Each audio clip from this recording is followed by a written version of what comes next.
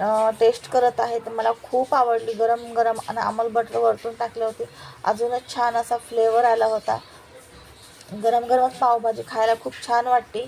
या तुम्ही पण पावभाजी खाण्यासाठी आणि नक्की मला कमेंट करून सांगा रेसिपी कशी वाटली. रेसिपी बघण्यासाठी नक्की चॅनलवरती आला असेल तर चॅनल सबस्क्राईब करून जा.